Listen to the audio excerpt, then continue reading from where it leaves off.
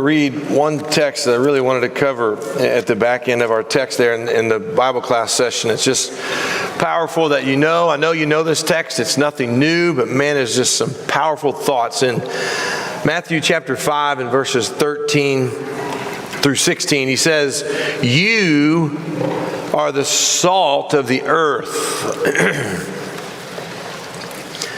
But if salt has lost its taste, how shall its saltiness be restored? It is no longer good for anything except to be thrown out and trampled under people's feet. You are the light of the world. The city set on a hill cannot be hidden. Nor do people light a lamp and put it under a basket, but on a lampstand, and it gives light to all in the house. In the same way, let your light shine before others so that they may see your good works and give glory to your Father who is in heaven." You hear the challenge? You hear who's to be rewarded and who the glory is to be transferred to? It's not do good works so that you can receive the pats on the back, Scott, and that your name can be mentioned and your goods can be seen. It's do good that others may glorify the Father. Salt up and turn up the light if you've lost the flavor and you've dimmed the lights. That's the challenge of that text. The Lord hath need of our seasoning, and He hath need of our lighting of this dark world, okay? He has need of you, all right? I just wanted to catch that and not skip those verses. They're powerful. We're going to be spending this morning's time in Matthew chapter 7. You can turn a page over there to Matthew chapter 7. And I will tell you, I was talking to Ty Coffey this morning before we left the house, and I said, "Ty, listen." I said, "Anybody who you see sleeping, you have my permission to thump them on the back of the head and make sure that they wake up, you know." And he said, "Well, there will be some in the back." So at least it gave me some relief that if some of you are sleeping, it has nothing to do with me. It's just a common behavior. So I'm going to let those people slide. But I thought that was hilarious. I'm like, he must have went out to the bathroom one time and saw somebody sleeping in the back. So those of you in the back, I'm watching you today. All right. And if you see Ty come walking along, you better at least wake up or he's going to thump you in the head. All right. I was telling the kids yesterday about a coach in my kids' school in relationship to game day. Coach Cobble is his name, and he's not a football coach, but it was football season. And just out of nowhere, he just grabbed a cleat or a shoe that was on the bleacher beside him. As I've been told, he flung it across the gym, slapped it against the wall, and slaps his hands. He's like, "It's game day, boys. It's game day." You know, he's a coach. It's not his season, but he just knows what it's like for an athlete this is the first game of the season. The season's starting, you know. And I was telling them how I wanted them to take serious what we're doing this morning. And I was asking them to go to sleep at a decent time. So those of you who are hosting are probably thinking, they didn't take you very serious, man. They went to bed at 4 a.m. or whatever. But that's not the instruction that they were given. They were asked to take it serious and go to sleep because today is game day. This is a moment in our week where we get to come together and unite our efforts and sit shoulder to shoulder and embolden our faith so that we can push back against the opposition who wants us to quit. It's game day. What a genius of a design the Lord has in the church that He doesn't tell you. As I was telling them a book I'm reading, this idea that sometimes school, unfortunately for our children, the experience of school is practice Monday through Friday. Practice Monday through Friday. practice and it just gets monotonous, and they never have these high peak moments of school opportunity where it's something big's happening, And he's talking about how the sports world can help an athlete pull through, and he's just talking about the psychology and the psychological benefit of having game day. And look what the Lord did in the design of his church. He gave us game day. He didn't tell us to go out there and be dispersed and all on your own and sit out in the desert in the corner of your house and serve the Lord and do it by yourself. He wants us to do it together. He wants us to be family. He wants us to be united. But not only does he want that, he calls for this. He calls for us to be here on game day in the arena where he is. He is here. He is present. We have come into his presence. Not just physically. We have physically, yes, come into his presence. We have spiritually come into his presence. This is the game field of our faith. This is where you put off all the things that have been distracting you, and you put on everything you've been focusing on and everything you've been working on that leads you and pushes you and points you towards Christ, and you bring your volume, you bring your lung capacity, you bring your mental focus, you bring your mindset, you bring your heartbeat, you bring your passion. As Coach Cobble says, this is game day, boys. We're here with the Lord. And we are under this roof collectively. And we can march out of here and we can go hit the practice field from today till next Sunday, and we get another game day. And we get to come into game day week after week after week. Thank God for that design. Who doesn't need that? Who doesn't benefit from the opportunity to get serious and honed in and focused on your faith? Okay, and we get here to Matthew chapter 7 in the Sermon on the Mount and building the firm foundation that Jarrett gave to these young people Friday night and did a great job of kind of laying the groundwork for what we're supposed to be doing here. And then Christ is just plowing through things in what we could see as a very short time frame of what it would take for him to have delivered this message. But it takes a lifetime to comprehend and hopefully at some point fully execute these things. As I'm examining myself, realizing I got a lot of work to do in a 12-minute display of information. This is 12 minutes of the Lord's delivering of his words that's taken me until now a lifetime, and still failing and still falling short of what he wants me to be, but at least I see the pattern. I can't say he left me in the dark. I can't say I didn't really know how to play the game of this Christian faith. I can't say that. I have all the information. We have the knowledge of what we're supposed to do. And he says here now in what I would kind of talk about, this kind of horizontal behavior within the Christian faith. And this is this idea of our interaction one to another. Some of those things we talked about in the Bible class hour, really that's you. Blessed are those who this. You got to put those traits and those characteristics on. Some of them are shared across and benefit me, obviously. But you get to chapter 7, and now he's going to talk about judging or not judging. This is a great question. I talk about this as a very confused subject sometimes for me, because the Lord will tell you to judge and make righteous judgment. And then he'll say, judge not. I'm like, well, what am I supposed to do? Do I have the right to judge you, or do I not have the right to judge you? And the conclusion that I come to is, I think I can make righteous discernment, but I'm not the judge. I'm not the judge. You don't need to live your life in such a way that says, if I can fool Sandusky and get him thinking that I'm faithful and I'm righteous and he thinks I'm doing well, I'm in a good place. I have nothing to do with the eternal destination decision for your soul. It's not mine to have. It's not. I'm so glad it's not mine to have. I've been in the courtroom before in situations. I had a guy one time shoot at some of my guys while they were framing a house, and of course we had to press charges and all that stuff. So it put me in a courtroom several different weekends.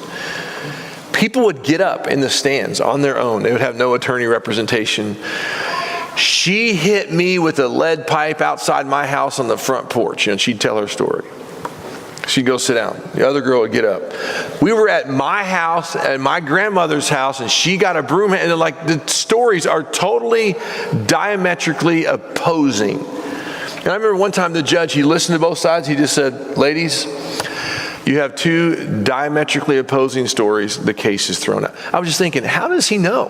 How does he know who's telling the truth, who's not telling the truth, which one? I don't want that role of judgment on the earth. I don't want to work in the court system. I don't want to have to make those decisions in earthly efforts. I definitely don't want to have the Lord's responsibility of making judgment. I don't know what he knows.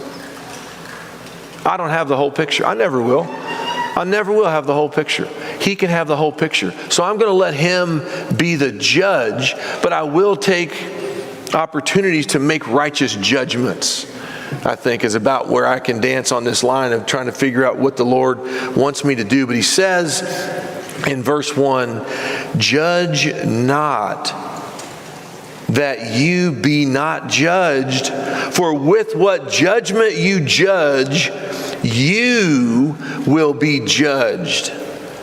And with the measure you use, it will be measured back to you.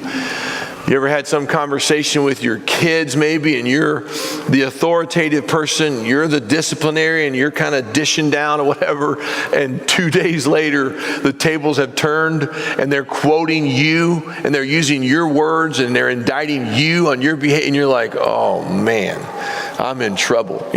I'm in trouble here. Be careful. Be careful, the Lord says, with the measure and the size of the stick and the viciousness of the swing. You're going to swirl around in this arena of judging others.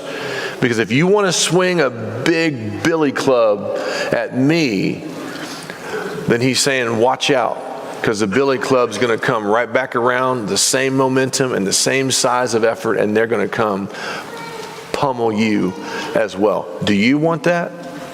Man, I want the most merciful, cautious, fully understanding, patient with decision, lightest infraction received for things I've done wrong. No one wants to say, well, cut my head off, kill me today for what I've done wrong. Be cautious, the Lord says. Be cautious with how you measure and judge others. Are you Christ? I'm trying to be like Christ. I will always commit to, I am trying to be like Christ, but I am not Christ. I'm trying in every way to put him on. I'm trying to understand how he could be who he was and how he could be in the situation he was on a cross, being just persecuted to the capacity that's incomprehensible to me, and say, Lord, forgive them. They don't even know what they're doing. We're going to think about that here shortly. How can I'm supposed to comprehend that? You want me to be like him, Lord? Do you realize what he did?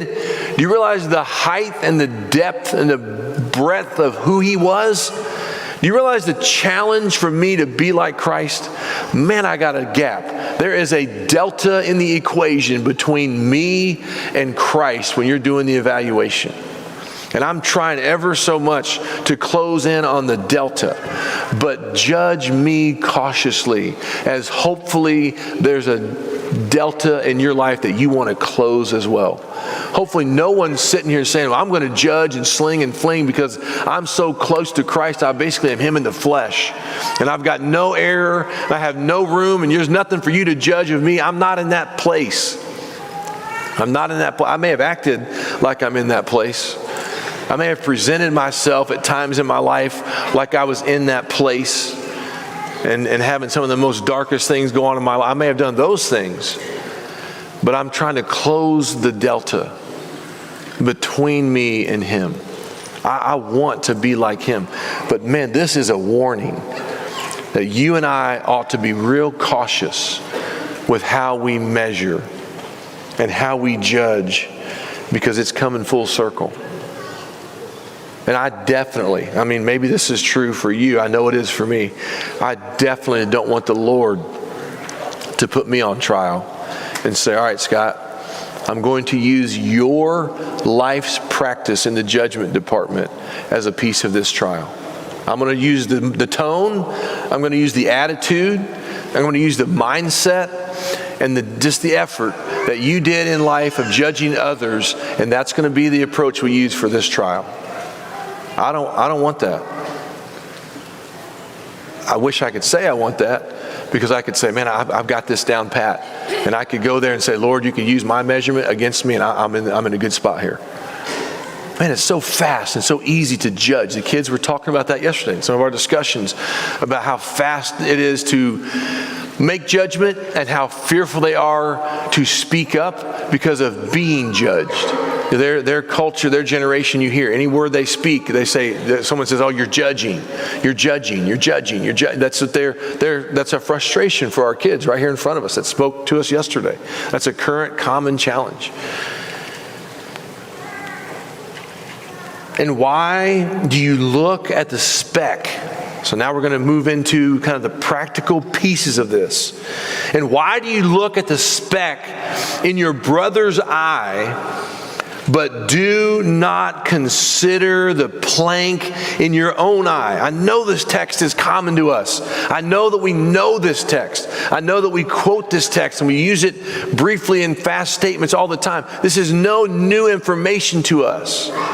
But you could not practice something more practical every day and not still benefit from what's being stated here in Matthew chapter 7.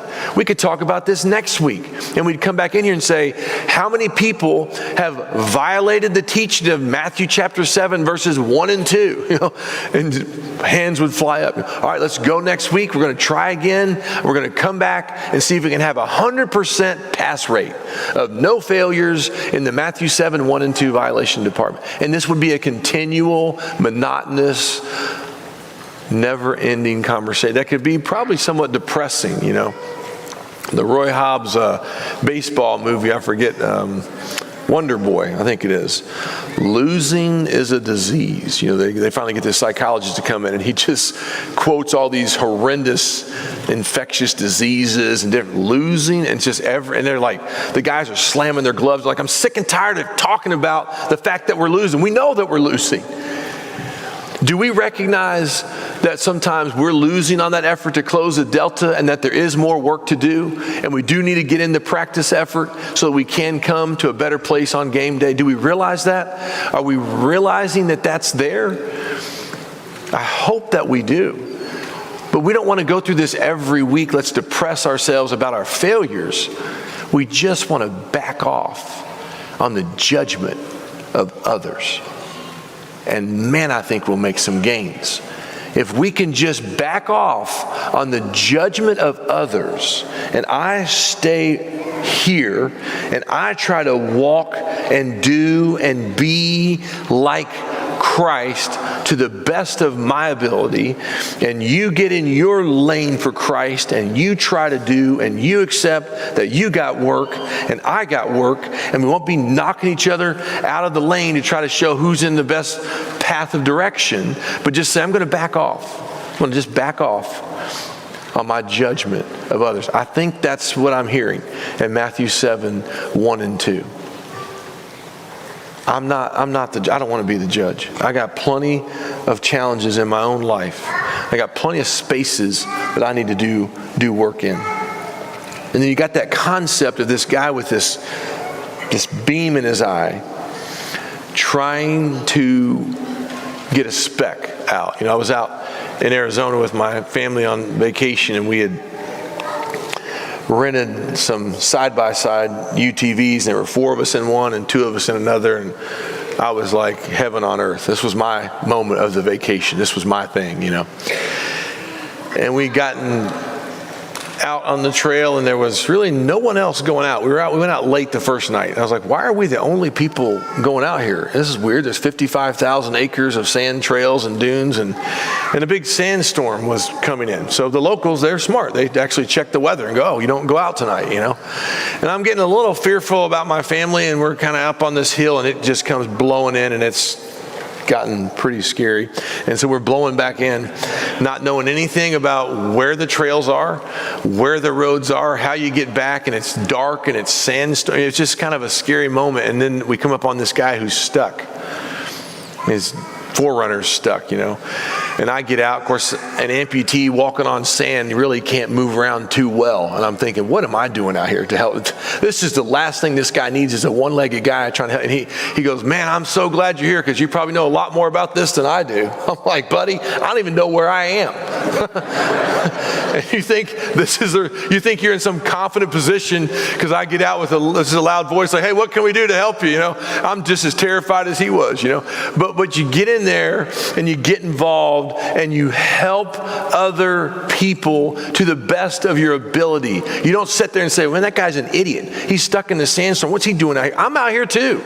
I'm not going to cast judgment on his decisions. I see that he has need. I don't know what to do. I don't really know what I can't even do, but I'm going to go over there and try to see what is needed that maybe we could offer. Is that the effort? Are we casting stones and throwing rocks at people while they're stuck in the ditch and blowing on around them and say, good luck getting out of the sandstorm? I'm going to get my family out. Or are we going to grab a hold of somebody and say, man, maybe we can tug you along, you tug us too, we'll follow your taillights, and maybe you know the roadway better than we do, we'll all get out of here. That's what I think the Lord's looking for. I don't think he's looking for judgment in the time of crisis, in the time of trauma. I don't think he wants you to blow around and throw sand in my face and then go tell 5 other people about the idiot stuck over on the sand dune. I don't think that's what the Lord's looking for. I think if I'm understanding Matthew 7:1 and 2, it's time for me to realize I've made poor choices, and maybe you've made poor choices, and maybe at this collective moment, my family and your truck were all in a bad spot. Let's just get out of here together. I think that's what I'm comprehending in Matthew chapter 7, is that there's some sort of team effort in this approach to closing that gap on Christ, okay? So he says, how can you take the beam? And you get that concept. That's nothing you haven't heard. Who really is going to have a physical beam sticking out of their eye and taking a piece of paper and fold it to a point like my mother used to do and trying to reach over there and dig the speck out of your eye? That's not who you want in that space. You don't want someone who's in the same failed condition, worse than you, trying to do something to say, look, I think I can help this, He says, or, verse 4, how can you say to your brother, let me remove the speck from your eye, and look, a plank is in your own eye? And this is what I love about Matthew 7. It's what I love about the places where the Lord will say something, and then you read a little further, and he'll tell you exactly what he was saying. And it's really easy to comprehend. I love this statement here in Matthew 7. You don't have to figure out very hard. You don't have to dig real hard to figure this out. He's real clear here. Do you really think when you've got a beam in your eye, you're any benefit to the guy who's got a speck in his? Why don't you, Scott, first go deal with the log in your own life? And why don't you get in your lane for Christ, approach him, and work you out before you're over here screaming and yelling and socially posting about this guy who's got this minor infraction and he's stuck on a little sand dune in life or whatever it may be. That's what the Lord needs. He needs unity. These are teachings on judgment, but you can't read this and not comprehend this to come to the understanding of team. I love team. I love anything sports. I love unity. I love when teams fire up and do good together. I hate when you hear of animosity and breakdown and disunity in a team environment or a coach to an athlete when there's breakdown. I love when a system runs well and it runs smooth. And there's expectation. I've heard people talk about Bill Belichick in his office. In his locker room, they say, if you go through the building, there's no motivational quotes on the wall. There are no posters in the locker room. They say he's had it very stripped down. And this may be an exaggeration. I've not been there to verify this. But behind his desk and in his office, he does have one sign that hangs on the wall. And it says, "Do your job." Do your job. You quit talking about the tailback and you take care of the defensive tackle. You quit talking about the receiver and you throw an accurate pass. You quit talking about if you'll do your job, Belichick said. That's a winning coach right there, right? If you'll do your job, we'll do a lot of things, massive, victorious things collectively together when you do your job and I do my job. I love that concept of no frou-frou quotes on the wall. He's the guy that wears the cutoff sweatshirt. You know, he's not dressing up for anything. Maybe he does, but I've never seen him really go out of the way to follow suit with some expectation. He's doing his thing because that's his effort doing his job. And so the question is, Matthew 7, 1 through 3 and 4, now we're kind of further down. Am I doing my job? Am I doing my part to live for Christ? Or am I doing my best to destroy and tear down and dismantle and destroy any other positive traits of those around me so I don't feel so bad of my third tier position over here? And if you see me in a third tier position, are you willing to stop and dig out the sand and put the traction bar underneath my tires? Are you willing to do that? Are you going to do what you can do? I'm not the expert on getting cars out of sand or whatever. Is that, or is it where are you at? Where are we at? The Lord's saying, don't go swinging around at the specks when I know you got beams in your own eyes. I don't have to know what your beams are. The Lord needs to know, and you need to iron that out with Him. If I can help you and you need my help or you want me to know, game on, bring me to the table and I'll do what I can. I don't have to have all your beams in the eye. I don't need all your specks. I just need to know you're doing your best for the Lord and you're putting it on the table with Him and you're going to iron it out the best you can in the relationship that you have with the Lord. I don't need to tell everyone else. The log and the speck and the beam you brought to me and say, oh man, you should have heard me talking to this guy yesterday. Man, he's a knucklehead. You don't even know what he's doing. We don't need that. And then he hammers it in verse 5. My translation, this is the New King James and I'm reading from right here. It starts out verse 5 and it says, hypocrite. Exclamation point. Boom.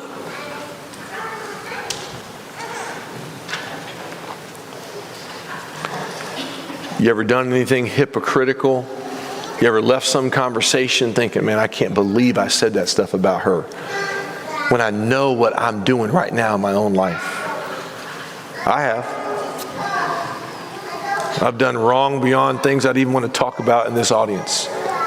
Hypocritically wrong. Now I'm thankful that the Lord will forgive me, and I'm gracious and needful of His mercy. But I've done things that are hypocritical. He says, listen, Scott, you first. This is the first thing you're going to do. You're not going to run over and tell the neighbors what you heard about your buddy. You first remove the plank. That's big. That's massive. You've got your own problems. First, remove the plank from your own eye. And then you will see clearly to remove the speck from your brother's eye. There is an expectation that yes, the person in time of failure can still be of value. Do you hear that? Get the log out and then get over there and get the speck out for them. Just because you have a log in your life right now, or you've had a log in your life, or you have failed utterly before God, does not mean the Lord doesn't have need of you. He just wants you to straighten out your lane. And then you are no longer allowed to help because you had a big log in your life and you committed some major infraction, he says, you now get the log out and you can go pick out the specks and you can still go help people. Sometimes we, the church, I'll speak for myself here as a person in the church, sometimes I respond to people's failures in such a way that makes them maybe think they could never do anything good again, right? Do we do that? Or do we read the text and hear what he says? Your log-filled life of sin does not make you a permanent, devalued, marked individual with the Lord. Get the log out. Stand up again. Be able to look in that mirror and say, I am who the Lord wants me to be, and now I can go do good. You're not off the team because you have large log type of sinful failures in your life. That's not what happens. Now, that's incorrect. That does happen at times. I do realize that. And you may be sitting in the audience right now saying, no, that's happening to me right now. I know that happens. So let me be real about our human execution of the Lord's expectation. But it's not supposed to be that way. So if you have a log-filled life and you want it clean and you feel like you can't get to a clean place, find some other brothers or sisters in Christ. Somebody will comprehend. Maybe the circle you're in, it's incomprehensible. Maybe they've not had big, large sin in their life and they don't really know how to cope and deal with it. And that's okay. Don't beat them up for that. Praise the Lord that they've had a very innocent, sinless life. And move over to somebody who may have rubbed their elbows in the dirt a little bit more and can get with you, okay? But do not think that the Lord says, Scott, because you've had a log in your life, don't you ever say anything again to anyone. I told the kids yesterday, Chad got up and said some kind words about me like he did here this morning, and we knew each other from way back when we were young guys, and there's been a lot of things that have happened in my life since that point and this time that I would never want someone to know about if I could keep them from knowing about, you know. I've failed in the Lord's effort. And to hear those things said, I feel like I shouldn't even be here. You know, I don't have the capacity to be in this space. But the Lord's telling me, yes, you do. Get the log out, Scott, and get back on the effort, right? Get the logs out. If you're at a space in life where that's going on, he says, then go remove the speck. And I love that text, by the way, because I love redemption stories of any sort. Be that an old car, an old house, the life of some individual, the faithful life of some brother or sister in Christ. I love seeing something restored and brought back. But you got to get the log out. You got to get the log out, Scott. You got to admit that the log is in there, Scott. Quit trying to deny the fact that it's in there. And don't you think for a second you're off the team. I love the principle at the back end of Matthew 7 in verses 4 and 5. If you've been devalued because of your wrongdoing in your own head, or if you've been devalued of your wrongdoing because of other people's efforts as well, remember, the Lord says, get the log out and get back on the team and get back to cleaning up the lives of those around you. Help them as much as you can. He goes on to say, do not give what is holy to the dogs, nor cast your pearls before swine, lest they trample them under their feet and tear you in pieces. Now we could talk a long time probably about verse 6, and I might have some of it figured out. I might have not figured some of it out. And I don't stand here to tell you I've got verse 6 completely comprehended in my mind and I can just dish it out for you, because I can't. But I understand the concept of if a righteous effort is being made somewhere without reception, move on to somewhere else. He told his own disciples, I want you to get out there and I want you to go after it. He commissioned them to go out in twos and do the teaching, and he pumped them up when you read some of that text. But he told them, If you come somewhere and it's not received, shake the dust and go somewhere else and deliver the message again. And I think that's the concept here of don't continually pound your righteous efforts on someone who is not receptive. If their heart is not soft and they have no interest in what it is you're trying to say, pray for them, tell them you care for them, and go give the same concentrated dose of Christ to the next person on your path. And give it to the next person. And give it to the next person. Oh, well, yeah, you got to be concentrated and you got to bring it with you in order to be able to give it to somebody else, right? So be filling up your own cup. You can't just survive and ride on the information that you have now. Dig into the Lord's Word again tomorrow and concentrate yourself up to a new level that you got the syringe full you can keep dousing into the lives of people around you. I have need of your injection. I am human and I fall short of what the Lord expects of me. And your comment, your prayer, your effort, your hug, your handshake, your squeeze, your word, they do things for people. They are powerful and they are effective. And just because you've fallen short doesn't mean you can't go remove the speck in the eyes of those around you. And sometimes those are the greatest people. Those are the greatest people.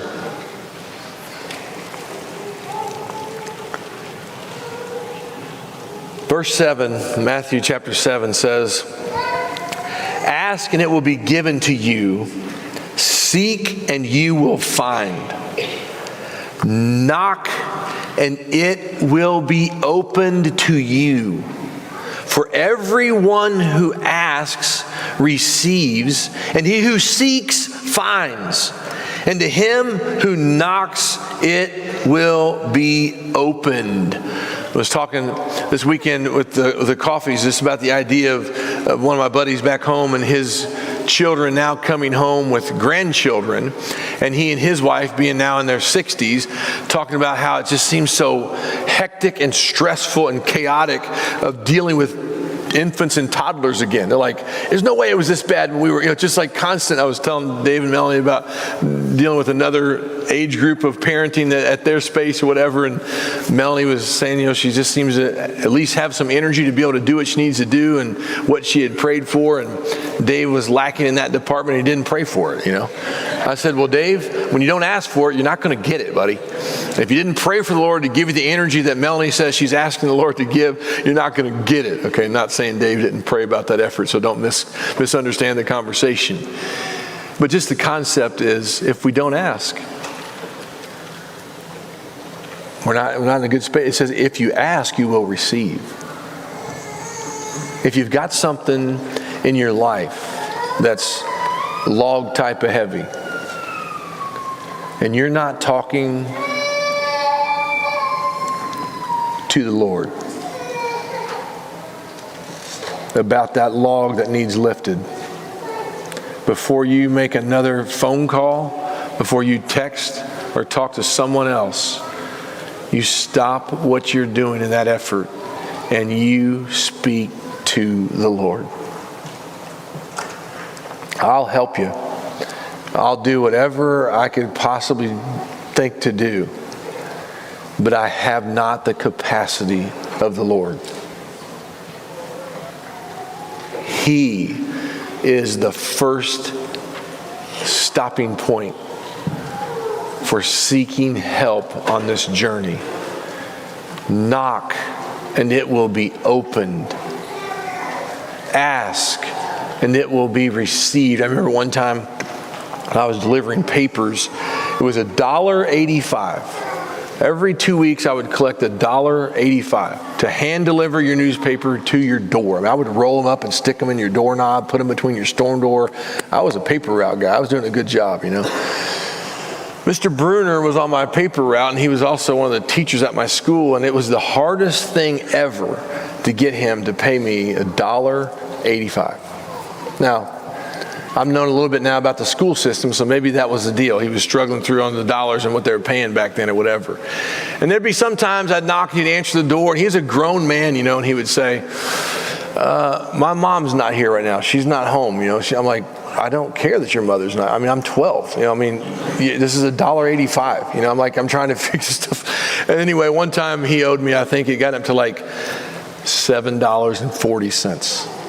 We're talking big debt for the paper route boy here. That's money. That's tubes for the bike, or that's shoelaces for the shoes, or whatever it was. I was like, this is going to collection. We're at $7.40. We're 4 collections out. So I involved my dad. I said, Dad, I need your help. I can't get this guy to pay, So my dad goes with me.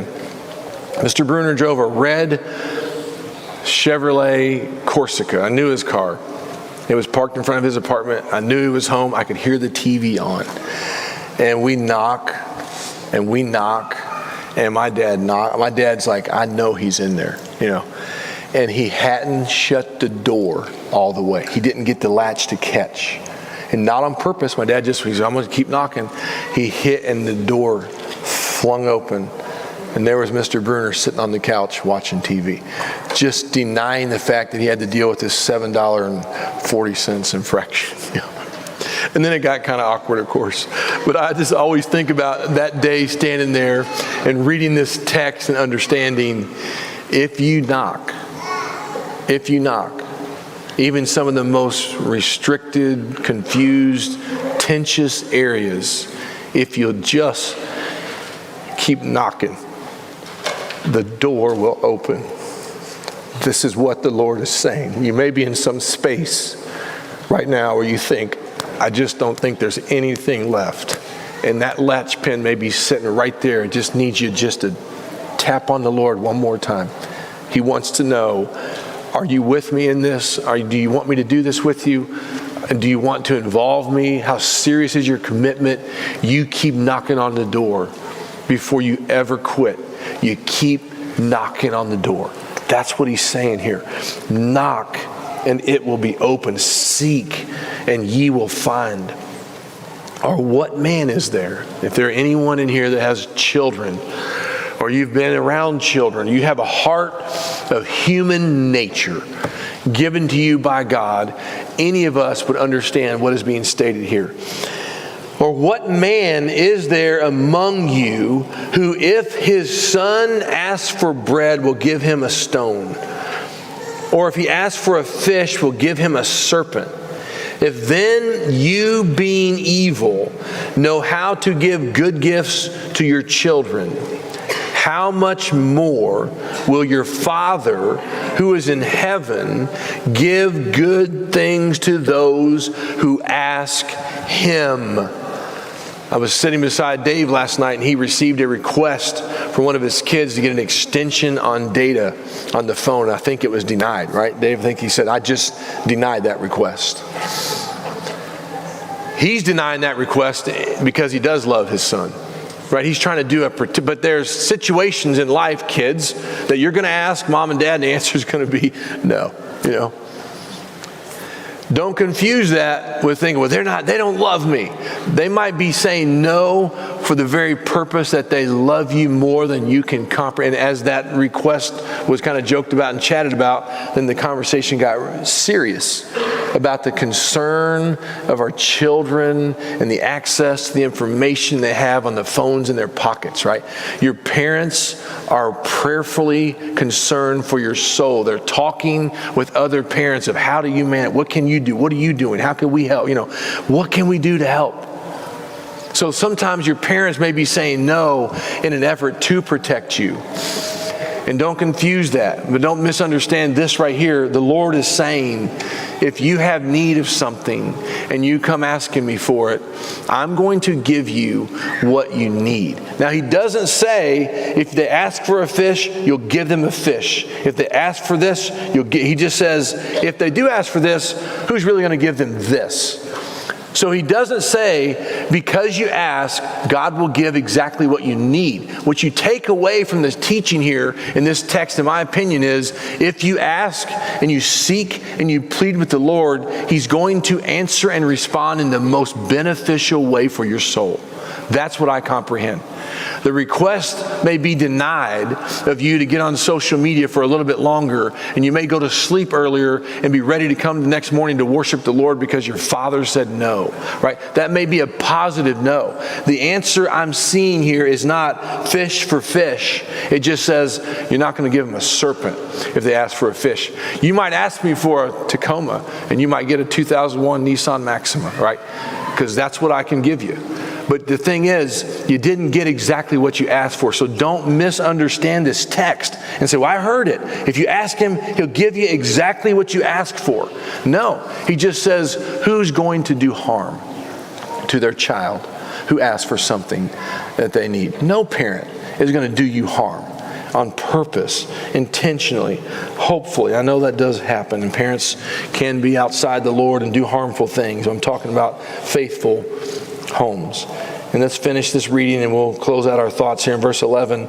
If you then being evil, so if you're earthly, and you comprehend that idea of parental answers to children, and you know how to give good gifts to your children, how much more will your Father who is in heaven give good things to those who seek him?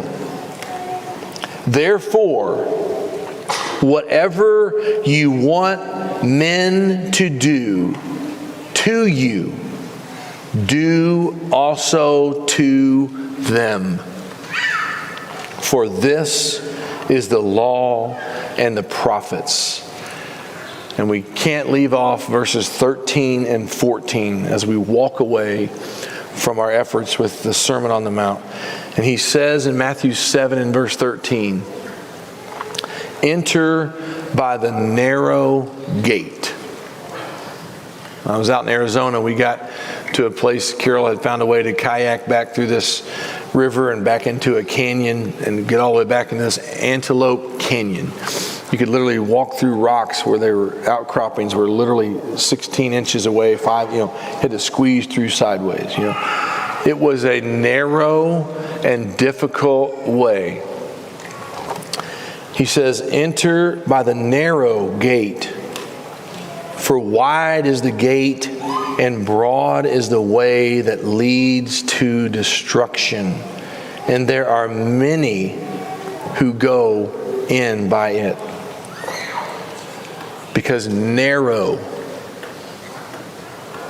is the gate. And difficult. I love that. The Lord doesn't say, oh, it's just a walk in the park with me. He tells you what it is.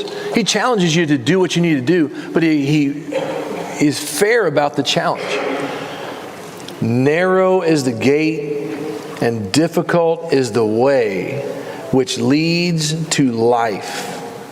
And there are few who find it. I hope there is a competitive strand in you that when you hear that, if you were to tell me as an athlete, there's only going to be a few of you going to have the opportunity to do X, Y, Z, man, I would be like, what's the challenge? I'm going to try to go get this. I hope there's something in you to want to compete for your soul, and you want to fight for your salvation, to the point that when you hear a statement that says, and there are few who find it, you say, well, I can guarantee you, I want to be the few. I will be there.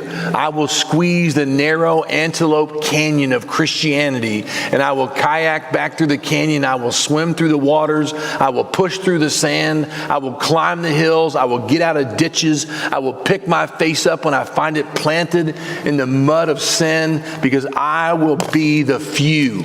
I will be the few. I'm going to be there. I'm not going to just show up on game day on this earth and miss the greatest opportunity in life to be with the Father forever. And I'm going to tell you, if you get there and you beat me there and you have anything to do with the seating arrangement, I want to sit in front of those three ladies right there that I sat in front of this morning and got goosebumps on my arms as their voices blended together, singing these songs. And I literally was thinking, I want to seat somewhere like that when I get there. I want to be around the voices of people who love the Lord. If that's in you, find a way to be a part of the few. And it's going to be difficult. The Lord tells us that. Don't you quit when it gets difficult. Get the log out of your eyes and let's get back to work and get in our lane and close the gap on Christ. If you have any need or anything we can help you with in your effort in walking with the Lord, we'd ask you to come now. As together we stand and sing.